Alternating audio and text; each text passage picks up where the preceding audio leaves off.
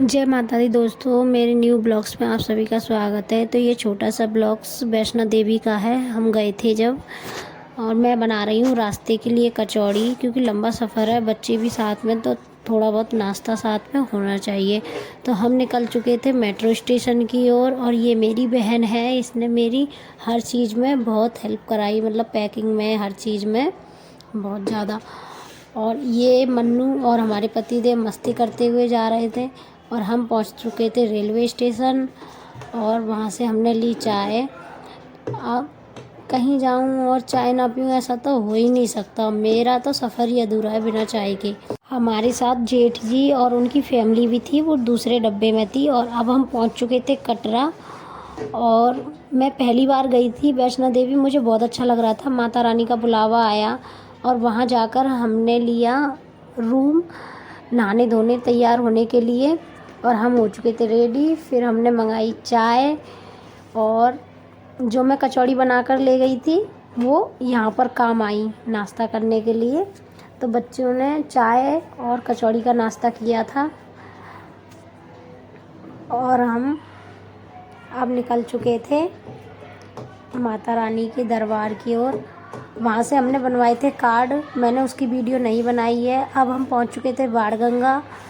यहाँ जाकर बहुत ज़्यादा अच्छा लग रहा था, जहाँ माता रानी ने अपने केस धोए थे, और इतना शीतल जल था यहाँ पर, इतना अच्छा लग रहा था बहुत ज़्यादा।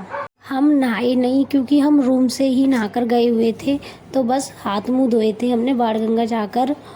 और इधर ये हमारी सारी फैमिली थी जो साथ में गई हुई थी, जेठ जी की फैमिली, और ये मेरी बहन और मेरी बेटी, और ये मेरा बेटा था, और मेरे हस्बैंड जी पीछे थे। तो ये हम सारे गए थे, मतलब सारे जने जाए ना फैमिली के साथ, तो बहुत अच्छा लगता है। और हमने शाम को 5 बजे चढ़ाई शुरू की थी, और जयकारे लगा रहे थे माता रानी के। रास्ते का पता ही नहीं चल रहा था, मतलब चढ़ाई में तो बिल्कुल भी पता नहीं चला था, बस चढ़ते ही जा रहे थे।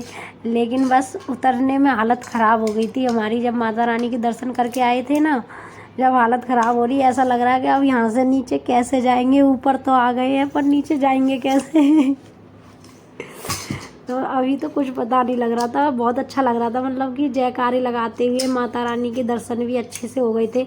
नवरात्रि चल रहे थे, तो ऐसा लग रहा था कि मतलब भीड़ ज़्यादा होगी, तो पता नहीं माता रानी के दर्शन होए ना होए माता रानी के, लेकिन अच्छे से दर्शन हो गए थे।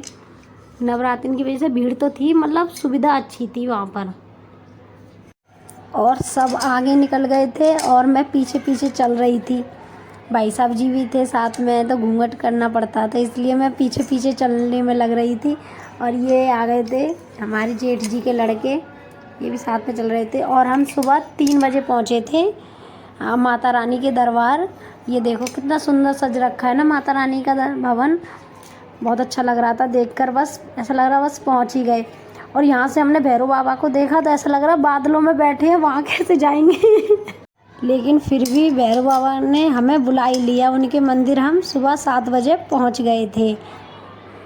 नवरात्रे चल रहे थे, भैरव बाबा पर भीड़ तो थी, पर दर्शन अच्छे से हो गए भैरव बाबा के।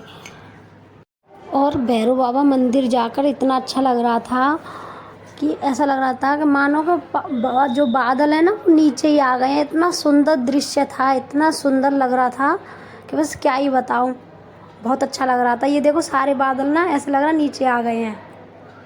और 8 को हम अपने घर आ चुके थे दर्शन करके, और 9वीं को मैंने कन्या पूजन कर दिया था। और लौटने की मैंने कोई भी वीडियो नहीं बनाई, क्योंकि बहुत ज़्यादा थक चुके थे हम। तो जय माता दी दोस्तों, मिलते हैं नेक्स्ट